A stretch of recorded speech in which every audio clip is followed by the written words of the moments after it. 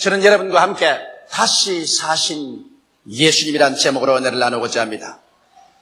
예수님의 출생이나 그의 외적으로 살아온 일생을 살펴보게 될 때 우리 사람들을 진실로 감탄시킬 만한 그 위대한 조건이란 별로 찾아볼 수가 없습니다. 그는 베들레헴의 마구간에서 태어나셨습니다. 사람이 살 수 없는 짐승의 우리에서 그 어머니 마리아의 몸을 통해서 태어나셔서 누울 곳이 없어 말구유에 강보에 사이에서 누였었으니 출생을 통해서 보게 될 때 그리스도의 출생이 어떠한 위대성도 우리는 발견할 수가 없습니다.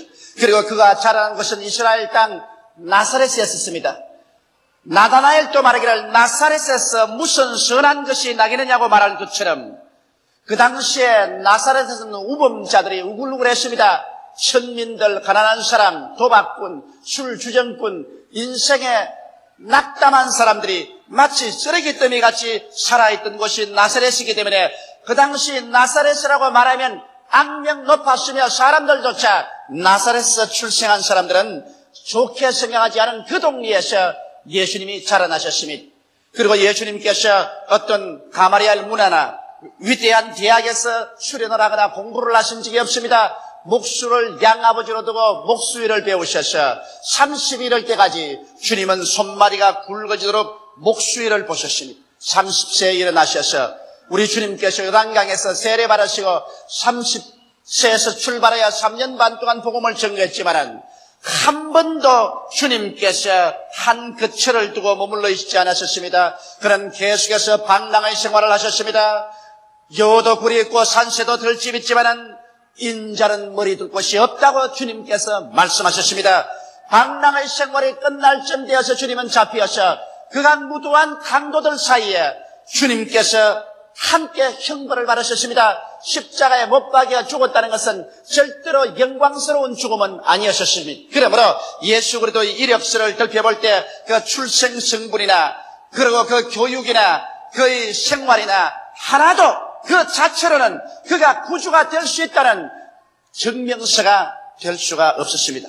그럼에도 불구하고 오늘날 전 세계는 그의 태어나심을 기점으로 하여 세계의 연대를 정하고 서구를 중심으로 한 온 인류 사회가 그리스도의 태어남을 통해서 그 일생에 우리에게 가르친 교훈으로 말미암아 지대한 영향력을 미치고 있는 것입니다. 오늘 예수 그리스도의 영향력을 배제해버리면 근대 문명은 그 뿌리채 없어지고 말 그러한 정도의 영향력인 것입니다. 그 이유는 도대체 어디에 있을까요?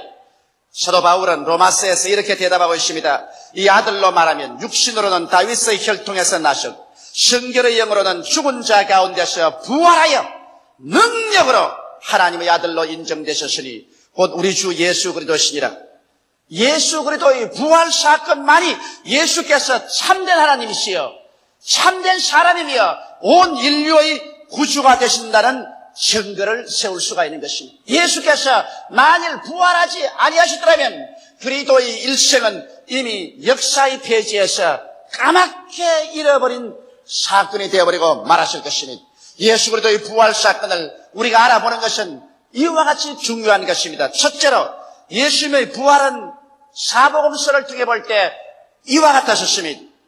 예수께서 금요일 날 아침 9시에 십자가에 못 박였습니다. 12시가 되자 하늘이 어두워졌습니다. 해도 빛을 비치지 아니하고 산천초목이 떨었고 시인이 땅을 흔들었습니다. 예수님께서 오후 3시가 되시자마자 목마르다 하시고 또 주님께서 엘리 라마 사박다니 하나님이여 하나님이여 어찌하여 나를 버리시나이까 탄식하시고 난 다음 주여 내 영혼을 주의 손에 부탁하시리라고 그 영혼이 떠나가셨습니다. 유대민족들은 그 이튿날이 6월절이라 안식일음으로 말미암아 안식일 날까지 시체를 달아놓는 것을 원하지 아니하셨습니다. 그래서 로마 총독에 가서 죄수들을 빨리 안식 전에 처리하기를 요구받았고 그것을 허락받았습니다. 이래서 로마 군인들은 예수 그리스도의 우편 강도와 좌편 강도가 빨리 죽게 하기 위해서 그 다리를 찍었습니다. 그러나 예수님께 오니까 예수님은 이미 운명하신지라 한 사람이 창으로서 옆구리를 찌르니까 예수님의 옆구리에서 물과 피가 쏟아져 나오셨습니다. 아랫마대 요셉이 빌라도의 허락을 받아서 예수님의 시체를 십자가에서 내렸었습니다. 마침 그때 니고데모도 침향과 상료를 가지고 와서 예수 그리스도의 몸에 바르고 수의를 입혀서 예수 그리스도를 바로 그 십자가 못 박인 골고다산 옆에 있는 정원 동산의 아리마대 요셉의 무덤에 안장을 하고 큰 돌로서 그 무덤 문을 막아버렸습니다. 그래서 그들은 안식일을 지키고 난 다음 안식 후 첫날 일찍이 예수 그리스도의 여제자 중에 마리아와 막달라 마리아와 또 다른 여인들이 함께 예수 그리스도의 몸에 향료를 뿌리기 위해서 그들은 골고다 산정을 향해서 올라오고 있었습니다. 그러면서 그들은 서로 의논했습니다. 그 무덤에 맡겨놓은 큰 돌을 누가 굴러낼 수 있을까? 또 무덤에는 로마 군인들이 철통같이 수비하고 있었습니다. 예수께서 죽은 지 사흘 만에 부활한다는 그 말을 제자들이 알고 있고 또 유대인들도 알고 있었기 때문에 유대인들이 로마의 빌라도에게 부탁해가지고서 군인들을 보내서 그 무덤 문에 인장을 치고 군인들이 지키고 있었습니다. 어떻게 해서 그 무덤 문을 옮기고 예수님의 몸에 향유를 부을까 하고서 걱정을 하고 올라가는데 갑자기 시진이 나서 산이 내어 흔들리기 시작했습니다. 그러고 난 다음에 여인들이 가보니 이미 무덤 물은 굴러졌는데 그게 번갯불 같은 모습을 하고 흰옷을 입은 천사가 앉아 있었습니다. 무덤을 수직하는 군인들은 얼굴이 사색이 되어서 죽은 자와 같이 되어서 벌벌 기어 나오고 있었습니다. 여자들이 의안이 벙벙해서 쳐다보고 있는데 천사들이 여자에게 말했었습니다. 너희가 산자를 죽은 자 가운데서 찾는 자다. 나사렛 예수 그리스도는 여기 계시지 않고 이미 부활하여 제자들보다 앞서서 갈릴리로 가신다고 하라. 여제자들이 이 소식을 듣고 너무 놀라서 제자들에게 이것을 보고하기 위해서 뛰어가는데 막달라 마리아는 발이 빨라서 더 앞서서 뛰어갔었습니다. 막달라 마리아는 베드로와 요한이 있는 곳에서 문을 들었습니다. 베드로와 요한이 예수 그리스도의 시체가 사라졌다. 천사가 우리에게 말씀하기를 예수께서 부활하셨다 하셨다. 베드로와 요한이 일어나서 그들은 있는 힘을 다하여 예수님이 묻힌 동산으로 뛰어가셨습니다. 요한이 먼저 갔지만 나이가 어려서 겁이 나서 무덤에 못 들어가는데 뒤따라온 베드로는 곧장 무덤으로 들어가서 보니까 예수님의 노인 자리에 시체는 온데가 안 되었고 예수 그리스도가 입었던 수의가 잘 개어져서 포개어져서 머리맡에 놓여 있었습니다. 두 사람이 그것을 보고 이하이 여기고 떠나가 버리고 말한 것입니다. 그러고 난다 막달라 마리아는 혼자 남아서 울면서 그는 무덤 안을 들여다보니까 예수 그리스도가 누웠던 머리 위에와 아래 천사 둘이가 앉아있는 것을 보았었습니다.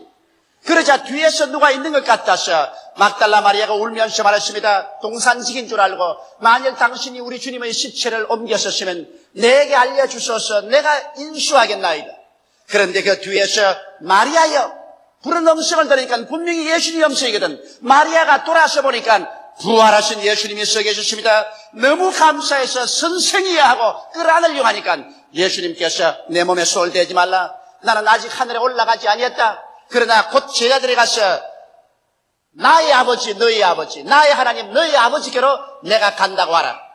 막달라 마리아가 이 소식을 전하기 위해서 기뻐서 뛰어내려가는데 다른 여자들이 제자들에게 가는 도중에 예수께서 그들에게 나타나셨습니다. 안녕. 제자들이 그를 보고 너무 놀라서 여자들이 예수 그리스도의 발을 끌어안고서 그 발에 입 맞추고 주님을 경배하고 감사했습니다. 여제자들이 와서 제자들 모인 곳에 와서 이 소식을 전해도 제자들은 여자들이 히스테리가 걸려서 잘못된 영상을 보았다고 생각하고 도무지 믿어주려고 하지 않았습니다. 바로 그럴 때 두 제자가 예루살렘을 떠나서 거기에서 한 7마일 밖에 있는 엠마오로 내려가고 있었습니다. 그들은 마음에 낙심천만되었습니다. 예수께서 이 세상에 오셔서 자기들을 구출할 줄 알았는데 그러지 못하고 떠난 것을 생각하고 너무나 마음에 낙심이 되어서 울적해서 그들은 떠나가고 있었습니다. 그런데 갑자기 한 분이 길에서 동행을 하게 되었습니다. 당신들은 무엇을 그렇게 염려하며 울적하게 생각하느냐 물었습니다. 아니 당신은 예루살렘에 오면서 근래 예루살렘에서 일어난 사실을 모릅니까? 말씀과 능력의 위대한 권세를 행하고 하나님과 사람에게 인정받았던 위대한 선지자 나사렛 예수가 억울하게 십자가에 못 박여 죽은 것을 모릅니까? 우리 중 여자들이 가셔 그 무덤이 비었고 천사가 말하기를 부활했다고 하는 말이 있습니다만 어떻게 믿을 수가 있습니까? 그러자 그분은 모세로부터 시작해서 성경 전체를 통해서 예수께서 죽었다가 부활해야 될 것을 상세히 설명하실 때 제자들의 가슴이 뜨거워졌습니다. 그들이 엠마오로 가니 예수님께서는 그 길로 더 걸어가려고 하십니다.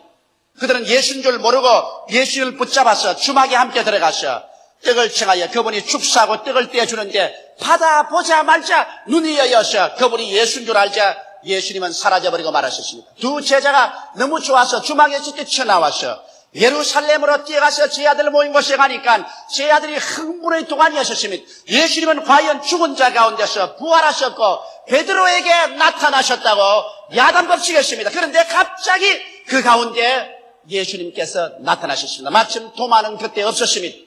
10 제자가 함께 모였는데 예수님께서 나타나셔서 그가 살아가신 것을 그들에게 분명히 보여주십니다. 제자들은 너무 기쁘고 당혹하고 또 의심하는 사람들도 있었습니다. 이래서 흥분의 동안이가 되는데 늦게야 도마가 어슬렁어슬렁 돌아왔었습니다. 무엇 때문에 그렇게 흥분을 하고 있어? 예수님께서 죽은 자 가운데서 과연 부활했다고 말하니까 도마가 정신없는 소리 하지 마십시오. 여자들의 히스테리에 남자들도 감염이 되었군. 나는 내 손으로 예수님의 못자국에 손을 넣어보고 내 손가락으로 그 옆구리에 손을 넣어보기에는 절대로 안 믿는다고 그랬었습니다. 그러자 8날이 지나고 난 다음 또다시 주일날이 다가왔었으니 그들이 한 곳에 모였는데 예수님이 호련히 그들 가운데 나타나셨습니다. 그러고 난 다음 도마 앞에 주님께서 나타나셔서 도마에게 손을 내밀면서 도마야 내 손가락을 내어서 내 손바닥에 넣어보라. 내 옆구리에 손을 넣어보라. 믿지 않는 자가 되지 말고 믿는 자가 되라. 그러자 도마가 놀라서 주님 앞에 엎드려서 나의 주여 나의 하나님이여 고백했습니다. 이럴 때 예수께서 말씀하시기를 내가 본고로 믿느냐 보지 않고 믿는 자가 더 복이 있다고 주님께서 말씀하셨습니다.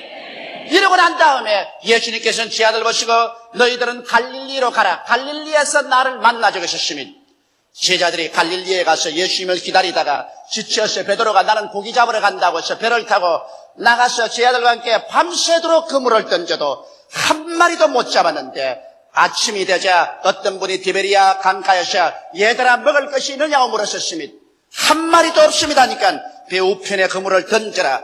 우편에 던지니 고기가 너무 잡혀 그물이 찢어질 지경입니다. 그때 요한이 예수님이라고 말하니까 베드로가 웃옷을 걸쳐입고 물속에 뛰어들어가서 헤엄쳐 나오고 다른 제자들은 그물을 끌고 나와보니 예수님께서 이미 숯불을 피워놓고 고기를 구워놓고 떡을 구워놓고 제자들을 기다리셨습니다. 여기에서 예수님께서 베드로의 마음을 다시 돌이키고 치료해 주시고 난 다음에 그 다음 마지막으로 예수님께서는 감람산에서 승천하실 때 500여 명을 불러가지고서 그들이 보는 앞에서 주님께서 성천에 올라가신 것입니다. 이러므로 예수 그리스도의 부활 사건이란 한두 사람이 꾸며낸 이야기가 아니라 이와 같이 수많은 사람들이 목격을 한 확실한 증거 위에 신앙을 둔 것입니다. 이러기 때문에 오늘 예수 그리스도의 부활 사건만은 이 너무나 많은 사람이 본 증거 위에 서 있기 때문에 이 증거를 절대로 무시할 수가 없고 이 기반 위에 서서 2000년 동안 세계 방방곡곡 10억의 인구가 예수 그리스도를 구주로 모시고 그 부활을 찬미하고 있는 것입니다. 둘째로 이 부활과 성령 강림은 어찌할지 끊을래야 끊을 수 없는 연관성을 가지고 있는 것입니다.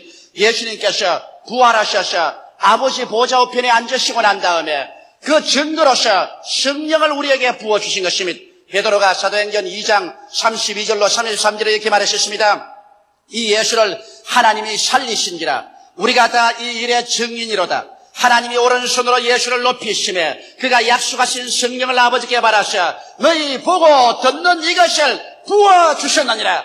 예수님이 부활 성천 안 하셨으면 성령은 우리에게 부어주실 수가 없습니다. 예수께서 죽은 지 3일 만에 부활 성천하시기 때문에 그 십자가에 흘린 피로서 아버지 재단에 가서 인류의 죄를 다 속였으므로 이제 죄사함을 받은 사람들에게 하나님의 성령이 선물로 주어줄 수가 있는 것입니다. 이러기 때문에 오순절날 주님께서 성령을 받아서 제자들에게 부어주시며 갑자기 그들이 성령으로 충만함 받자마자 살아계시고 부활하신 예수께서 그들 곁에 그들 안에 그들 위에 함께 있는 것을 슬슬히 체험하고 난 다음에 부인할래야 부인할 수가 없어서 문을 박차고 나가서 예수님은 부활했다고 외칠 수밖에 없을 것입니다. 오늘날 성령께서 우리에게 임하시면 성령은 우리에게 예수께서 우리와 함께 계신 체험을 절실하게 허락해 주십니다.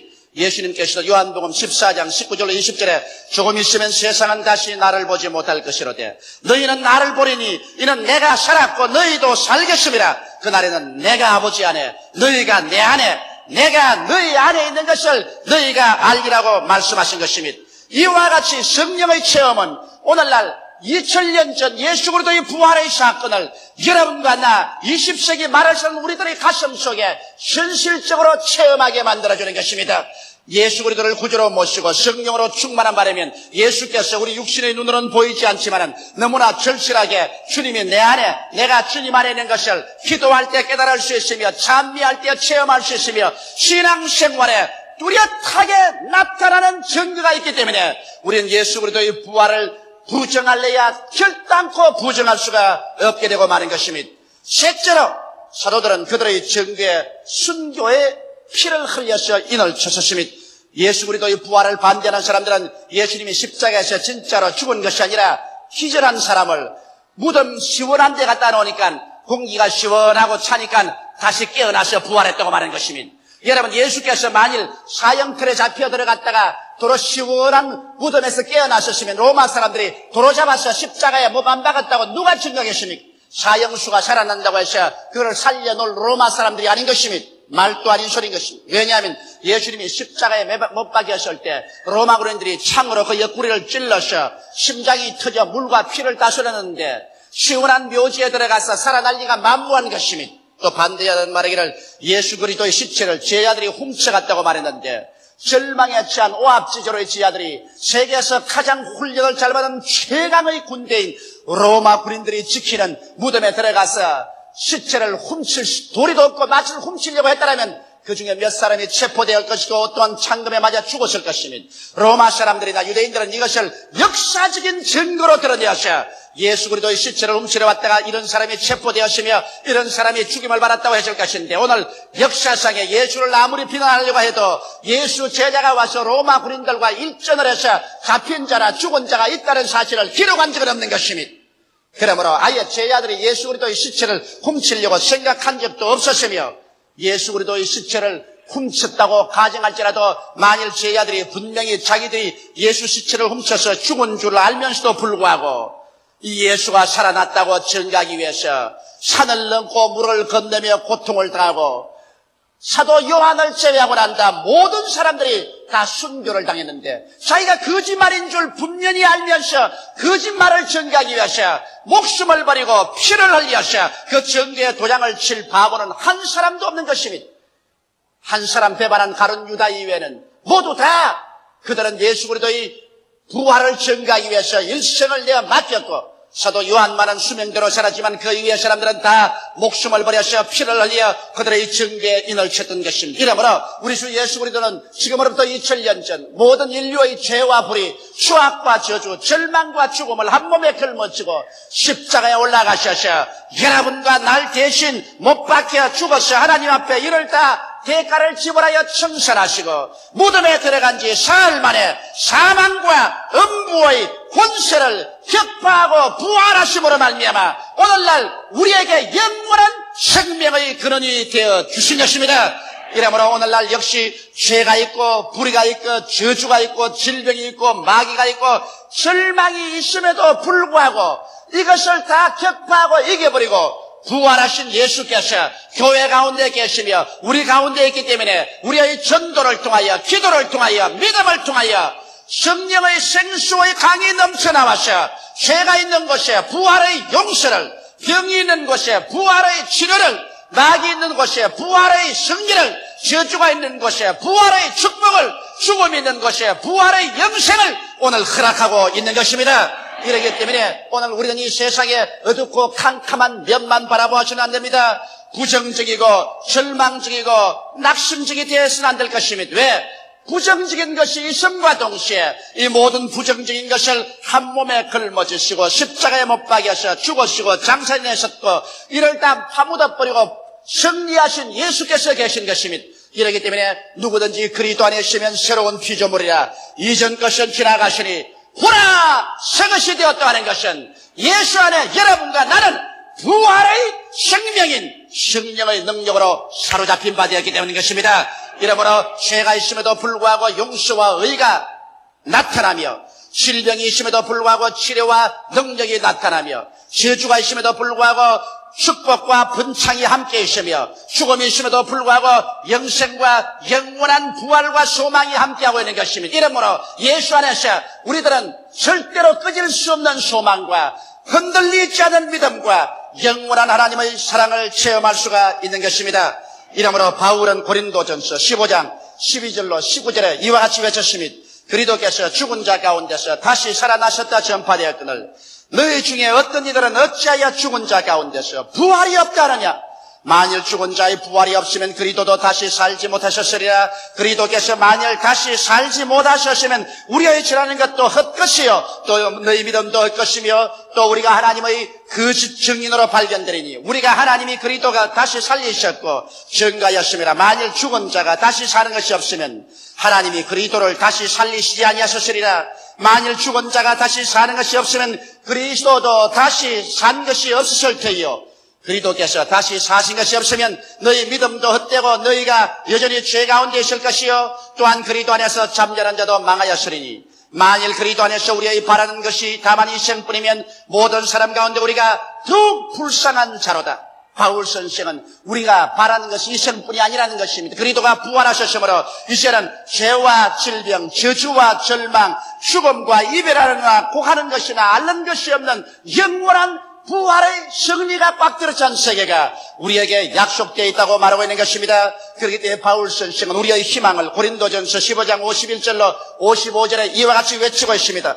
보라 내가 너희에게 비밀을 말하노니 우리가 다 잠잘 것이 아니요 마지막 나팔에 순식간에 호련히 다 변하리니 나팔 소리가 나며 죽은 자들이 썩지 아니할 것으로 다시 살고 우리도 변하리라. 이 썩을 것이 불갑을 썩지 아니할 것을 입겠고 이 죽을 것이 죽지 아니함을 입으리로다. 이 썩을 것이 썩지 아니함을 입이고 이 죽을 것이 죽지 아니함을 입을 때 사망이 이김의 삼킴바 되리라고 기록한 말씀이 영하리라. 사망아 너희 이기는 것이 어디느냐.